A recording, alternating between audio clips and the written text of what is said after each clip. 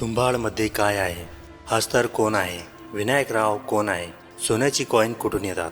सगळ्यांना या मूवीमध्ये काय आहे याबद्दल फार उत्सुकता आहे. आज आपण 2018 मध्ये रिलीज झालेल्या तुंबाळ या चित्रपटाबद्दल बोलणार आहोत. हा चित्रपट 16 कोटी देवी देवतांची जन्माची कथा सांगतो. पृथ्वीची देवी हिच्याजवळ अनंत सोने आणि अनंत अन्नधान्य आहे आणि ही पृथ्वी देवीचा कोक आहे. जेव्हा ब्रह्मांडाची सुरुवात झाली तेव्हा देवीने या कोकाद्वारे 16 कोटी देवी देवतांची उत्पत्ती केली. परंतु देवी सर्वात जास्त प्रेम आपल्या पहिल्या संतानावर करत होती. त्याचं नाव होतं हस्तर. पण आज कोणत्याही पुराणात त्याचे नाव सापडणार नाही. असे का? कारण हस्तरला देवीच्या जवळ असलेले सर्व सोने आणि अन्नधान्य पाहिजे होते. सोना तर त्याने आपल्या इच्छेप्रमाणे घेतला, परंतु जेव्हा तो अन्नधान्यासाठी गेला तेव्हा इतर देवी देवतांनी त्याच्यावर हल्ला केला. कारण त्यांनाही काहीतरी पाहिजे होते. त्यामुळे सगळ्यांनी त्याला अन्नधान्य घेण्यापासून रोखले. पण तो थांबण्यास तयार नव्हता. त्यामुळे सगळ्यांनी मिळून हस्तरवर हल्ला केला. देवतांच्या हल्ल्यामुळे तो तुकड्यात विखुरला गेला आणि ब्रह्मांडाच्या धुळीत कायमचा गडप होण्यापूर्वी देवीने त्याला वाचवले. पण त्याला वाचवण्यासाठी एक अट अशी होती की हस्तरची कोणतीही पूजा केली जाणार नाही आणि त्याचे नाव नेहमीसाठी विसरले जाईल. अनेक युगे गेली आणि हस्तर आपल्या आईच्या गर्भात असा झोपलेला होता. परंतु काही काळानंतर विनायकराव यांच्या पूर्वजांनी हस्तरचे नावाचे एक मंदिर उभारले. असे म्हणतात की त्या दिवसापासून बाकी सर्व देवी देवतांचा क्रोध हा पाणी बनून तुंबाड या गावावर पडत आहे. पण लोकांनी त्याला जागे का केले? कारण हस्तरचा श्राप काही लोकांसाठी एक वरदान होता. Hey guys, welcome back to Tumbbad. आता मूवीची सुरुवात 1918 साली तुंबाड या गावापासून होते. नेहमीप्रमाणे पाऊस पडत होता. तेव्हा एक स्त्री पावसात भिजत भिजत एक मोठ्या हवेलीत जाते. तिथे एक वृद्ध माणूस असतो जो त्या स्त्रीकडून काही फेवर्स घेतो. ती स्त्री त्याला लवकर करण्याची विनंती करते कारण तिला घरात जाऊन एक बुढी म्हातारीला जेवण देणे बाकी होते. त्या वृद्ध माणसाच्या समोरील खोलीत हस्तरची मूर्ती असते. त्या मूर्तीच्या हातात एक सोन्याचा कॉईन असतो. ती महिला त्या वृद्ध म्हाताऱ्याला मूर्तीच्या हातातला गोल्ड कॉईन मागते. पण तो म्हातारा तिला म्हणतो तो गोल्ड कॉईन असा दिला जात नाही, त्याला कमावणे पडते, तो असं सहज मिळत नाही. त्याच पावसात भिजत भिजत त्या स्त्रीचे 2 मुलगे घराकडे धावत जातात. पण घरी पोहोचताच दार बंद दिसते. तेव्हा समजून जातात की घरी आई नाही आहे. त्यामुळे ते थोडा वेळ घराबाहेरच बसतात. तेव्हा मोठा मुलगा म्हणजे विनायकला कळते की एका म्हातारीला जेवण द्यायची वेळ झालेली आहे. म्हणून ते दोघी दार उघडून खोलीत जातात आणि विनायक त्या म्हातारी स्त्रीसाठी जेवण तयार करतो आणि दोघेही त्या म्हातारीला जेवण खायला देण्यासाठी जातात. दोघेही घाबरत घाबरत पुढे जात राहतात. तेव्हाच त्यांची आई तिथे येते आणि दोघांना एक एक फटका मारते आणि स्वतः ते जेवण घेऊन खोलीत जाते. ती त्या म्हातारीला जेवण देते आणि तिचे नख देखील कापते. रात्री विनायक त्याच्या आईकडे विचारतो की त्या वृद्ध माणसाने सोनेचे कॉईन दिले का? तर ती नकार देते. तेव्हा त्याचा मुलगा त्या वृद्ध माणसाला शिवी देतो. त्याच टाइमला त्याची आई त्याला फटका मारते आणि त्या दोघी मुलांना सांगते ते तुमचे वडील आहेत. तिथे त्या दोन्ही मुलांना कळते की तो वृद्ध माणूस वास्तवात त्या मुलांचा पिता आहे. मोठा मुलगा विनायक बोलतो की त्या वृद्ध माणसाला सांगून दे, जर त्याने सोन्याचे कॉईन नाही दिले तर आम्ही देखील त्याच्या वृद्ध म्हातारीकडे लक्ष देणार नाही. ते दोघे आपसात बोलत असतात तेव्हा त्या वृद्ध महिलेचा आवाज येतो आणि विनायकची आई खोलीत तपासायला जाते. तेव्हा ती वृद्ध महिला झोपेतून जागी झाली होती आणि तेव्हा विनायकची आई त्या म्हातारीला सांगते की झोपा नाहीतर हस्तर येईल. ती वृद्ध म्हातारी हस्तरचं नाव ऐकताच पुन्हा झोपून जाते. पुढील दिवशी तो वृद्ध माणूस म्हणजे विनायकचा बाप मरण पावतो. कोणाचा सपोर्ट नसल्यामुळे ती महिला तिच्या दोन्ही मुलासोबत गाव सोडून पुणे जाण्याचा प्लॅन करत असते. पण तिचा मोठा मुलगा गाव सोडण्यास तयार नसतो कारण त्याला वाटते की त्या हवेलीत खूप खजाना आहे. तो त्याच्या आईला सांगतो की आपण सगळ्यांनी हवेलीला जाऊन पाहावे कारण वृद्ध माणूस मेल्यानंतरही ती हवेली त्याचीच होईल. पण त्याची आई त्याची गोष्ट ऐकत नाही आणि त्याला सांगते की ते लोक सकाळी पुण्याकडे निघतील. बाहेर तिचा लहान मुलगा घराच्या भिंतीवर चढलेला असतो आणि तिथून पाय स्लिप झाल्यामुळे तो खाली पडतो आणि एका दगडावर त्याचे टोके फुटते. हे पाहून तिची आई विनायकला घरात एकटाच सोडून लहान मुलाला डॉक्टरकडे घेऊन जाते. पण डॉक्टरकडे जाण्या अगोदर ती विनायकला सांगते आज तुला एकट्यालाच त्या म्हाताऱ्या वृद्ध महिलेला जेवण द्यावे लागेल आणि जर झोपेतून ती जागी झाली तर तिला सांगावे की झोपून जा नाहीतर हस्तर येईल. जेव्हा विनायक घराच्या आत जातो तेव्हा पाहतो की जेवण जळालेले होते आणि तितक्यात ती म्हातारी वृद्ध महिला जागी झाली होती. त्यामुळे तो थोडा घाबरून जातो आणि तो पटकन तिच्या जेवणासाठी काहीतरी शोधायला लागतो. तेव्हा ती वृद्ध महिला त्याच्या जवळ येते आणि त्याला पकडून आपल्या खोलीत घेऊन जाते. ती म्हाताऱ्या वृद्ध महिलेला खूप भूक लागल्यामुळे ती विनायकला खाण्याचा प्रयत्न करते. त्यावेळी विनायकला आठवत नाही की त्याच्या आईने त्याला कोणते शब्द सांगितले होते. ते आठवायला लागतो. त्याला ते शब्द आठवतात आणि तो तिच्या समोर ते शब्द बोलतो. त्यामुळे ती म्हातारी वृद्ध महिला त्याला सोडून झोपून जाते. त्या वृद्ध महिलेला हस्तरचा वरदान मिळालेला होता ज्यामुळे ती कधीही मरू शकत नव्हती. जरी तिचा संपूर्ण शरीर सडून गेला तरी तिला अमर राहण्याचे वरदान मिळाले होते आणि तिचे फक्त दोनच कामे होती, खाणे आणि झोपणे. जेव्हा ती म्हातारी झोपून जाते तितक्यात विनायकची आई परत येते. तो तिच्या आईला आपल्या लहान भावाबद्दल विचारतो. विनायकची आई रडायला लागते आणि त्याला सांगते की त्याचा लहान भाऊ आता या जगात नाही, तो मरण पावला आहे. त्याच्या लहान भावाचा अंतिम संस्कार करून ते दोघेही तुंबाड सोडून जाण्याची तयारी करतात. पण विनायकला त्या हवेलीत काहीतरी दडले आहे याबद्दल खूप लालसा असते. तो आपल्या आईला सांगतो की त्या वृद्धीला बांधून ठेवून हवेलीतील खजानाबद्दल विचारू. पण त्याची आई त्याच्या या लालचीवर रागावते आणि त्याला सांगते की तुंबाडकडे कधीही परत यायचं नाही. आता 15 वर्ष झाल्यानंतर विनायक परत तुंबाडला येतो. खजान्याचा शोध घेण्यासाठी तो आपल्या जुन्या घरात जातो आणि पाहतो की ती वृद्ध महिला अजूनही जिवंत आहे. जरी तिचा संपूर्ण शरीर सडून गेला तरी पण ती जिवंत होती. विनायक तिला हवेलीत असलेले खजान्याबद्दल विचारतो. त्या बदल्यात ती वृद्ध महिला त्याच्याकडून स्वतःची मुक्तीची मागणी करते आणि सोन्याची नाणी कशा प्रकारे हासिल करता येतात हे सगळे सांगून देते. त्यानंतर काही महिन्यांनी विनायक पुण्यात परत येतो आणि आपल्यासोबत खूप सारी सोन्याची नाणी घेऊन येतो. जेव्हा तो आपल्या घरात परततो तेव्हा आपल्या पत्नीशी थोड्या गप्पा मारतो आणि सोन्याची नाणी घेऊन राघव नावाच्या व्यक्तीकडे जातो ज्याने त्याला उधार दिले होते. विनायक राघवला हे सोन्याचे नाणे देतो आणि त्याचे संपूर्ण उधार पैशाची परतफेड करतो. आता विनायक तुंबाडमध्ये अनेक वेळा जातो आणि तिथून सोन्याची नाणी घेऊन पुण्यात राघवला विकू लागतो. राघव हा विचार करतो की विनायक जवळ इतक्या प्रमाणात सोन्याची नाणे कुठून येतात. तो याचा शोध लावत राहतो. विनायकने तुंबाड मधील गोष्ट कोणालाच सांगितलेली नसते, अगदी आपल्या पत्नीला सुद्धा नाही. एक दिवस राघव विनायकच्या घरी येतो आणि त्याच्या पत्नीला त्या सोन्याच्या नाण्याबद्दल विचारतो. पण त्याच वेळी विनायक तिथे येतो आणि राघव शांतपणे तिथून निघून जातो. जाता जाता राघव विनायकला भागीदाराचा प्रस्ताव देतो पण विनायक त्याचा प्रस्ताव नाकारतो. काही दिवसांनी राघव विनायकच्या घरात एक कामवाली बाई पाठवतो आणि तिला विनायकच्या घरात ठेवतो. रात्री ती कामवाली बाई विनायकला सांगते की राघवने तिला पाठवले आहे जेणेकरून ती विनायकच्या घरावर नजर ठेवू शकेल. हे ऐकून विनायकला राग येतो आणि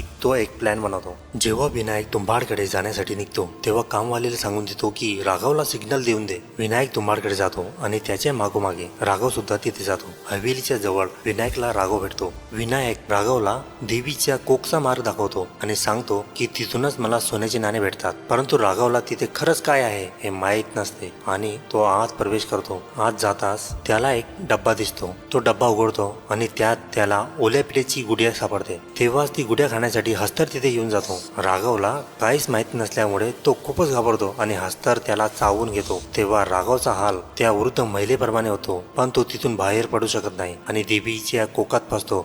काही वेळाने विनायक तिथे येतो आणि राघवला कोकात फसलेले पाहतो. तो तिथे स्वतःच्या अवतीभोवती एक पिठाचा राऊंड बनवतो आणि त्यात उभा राहतो. त्याच्याजवळ एक गुडिया बनवलेली असते आणि नंतर तो ती गुडिया बाहेर काढतो. तेव्हा लगेच हस्तर तिथे येतो आणि विनायक हस्तरला थोडे त्रास देतो. त्याची थोडी मजा घेतो कारण हस्तर सुका पीठ ओलांडू शकत नाही. त्यानंतर विनायक हस्तरला ओला पीठ खायला देतो. जेव्हा हस्तर पीठ खायला लागतो तेव्हा त्याच्या मागच्या पोटलीतून सोन्याचे कॉइन्स बाहेर येतात. खाली पडलेले सोने विनायक लवकर जमा करतो आणि तिथून निघून बाहेर जातो. हस्तर ओले पीठ खाण्यात व्यस्त राहतो त्यामुळे विनायक प्रत्येक वेळी जिवंत परत येतो. अशाच प्रकारे वेळ जातो आणि 1947 मध्ये भारत स्वतंत्र झाल्यानंतर विनायक या सोन्याच्या नाण्यामुळे खूप श्रीमंत होतो. त्याने स्वतःसाठी एक घर आणि गाडी खरेदी केली होती आणि त्याच्या 3 मुलांची देखरेख करत होता. त्यात एक मुलगा आणि 2 मुली होत्या. विनायकने त्या कामवाली बाईलाही आपल्या घरात ठेवून घेतले होते पण त्याची पत्नी त्या कामवाली बाईला अजिबात पसंत करत नसते त्यामुळे तो तिला वेगळ्या वरच्या खोलीत ठेवतो. विनायक आपला बहुतेक वेळ त्या कामवाली बाईसह घालवायचा. आता तो खूप श्रीमंत झाला होता त्यामुळे त्याचे शौक देखील वाढले होते. तो विविध प्रकारचे नशे करायला लागला होता आणि खूपच अय्याशी मध्ये पडला होता. आता तो वयोवृद्ध पण होत होता.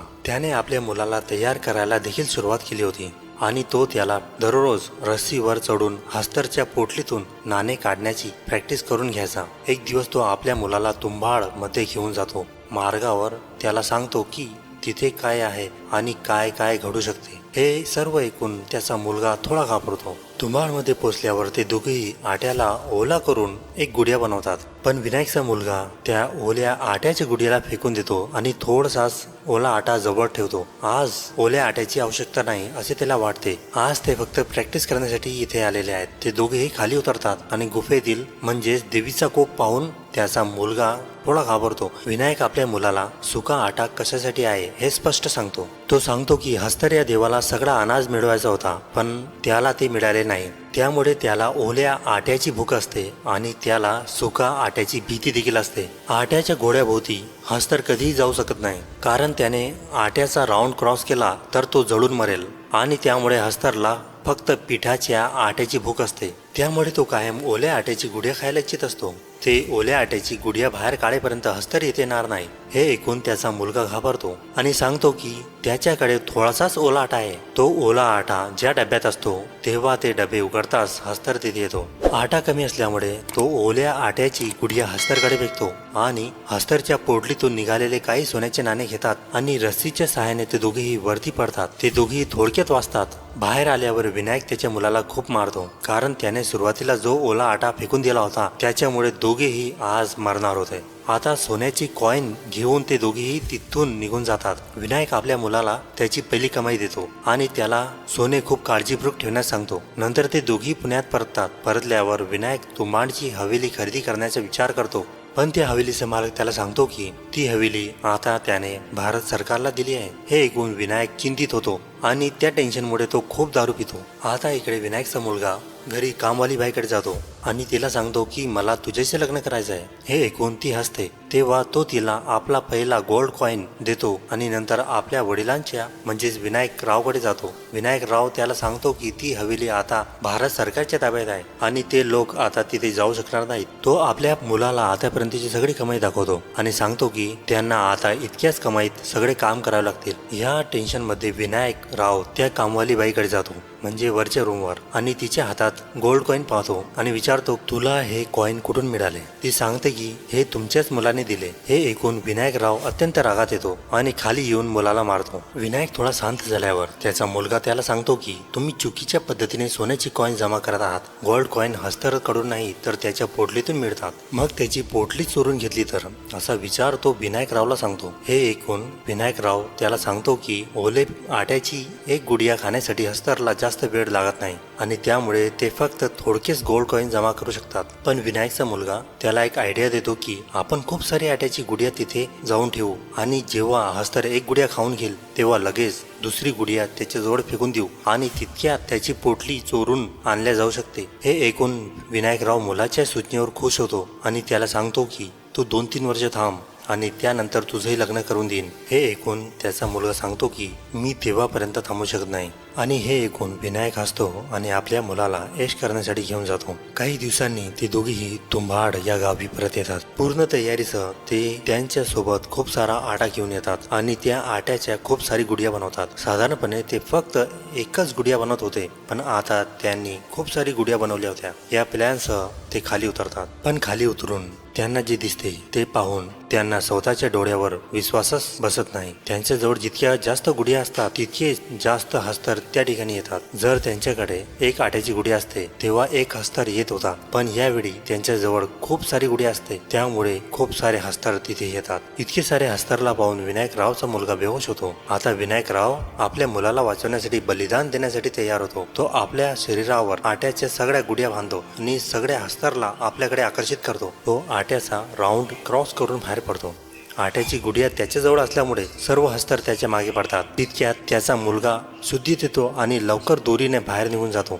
विनायक धावता धावता देवीच्या कोकजवळ येतो. त्याच्या मागे हस्तर पण येतात. देवीच्या कोकजवळ आट्याची लाईन असल्यामुळे हस्तर त्याला क्रॉस करत नाहीत. पण या धावपडीत विनायकला हस्तर चावून घेतो. पण विनायकरावचा मुलगा यशस्वीपणे बाहेर येतो. हवेलीच्या बाहेर येऊन तो पाहतो की त्याचे वडील शराबीत झाले होते, पूर्णपणे त्या जुनी म्हातारी शिरसारखे, आणि हाच हस्तरचा श्राप होता. ज्याला हस्तर चावतो तो अमर होतो. विनायकरावच्या अवस्थेवरून त्याचा मुलगा भीतीने फार घाबरून जातो. तितक्यात विनायकराव त्याच्या हातातील सोन्याची नाण्याची पिशवी मुलाकडे देतो, पण त्याचा मुलगा ती पिशवी घेत नाही. हे पाहून विनायकराव खूप खुश होतो, कारण तो आपल्या मुलाला एक साधी गोष्ट शिकवू इच्छित होता आणि ती म्हणजे लालच खूपच वाईट असते. विनायकच्या मुलाने त्याचा धडा शिकला आणि त्याला समजले की लालच करणे खूपच वाईट असते, कारण यामुळेच त्याला आपल्या वडिलांना गमावे लागले. तो आपल्या वडिलांना मुक्ती देण्यासाठी त्यांना जाळतो आणि पोटली न घेता तिथून निघून जातो. आणि या अति लालचपणामुळे 3 पिढ्यांना आपले आयुष्य या तुंबाड गावी गमवावे लागले.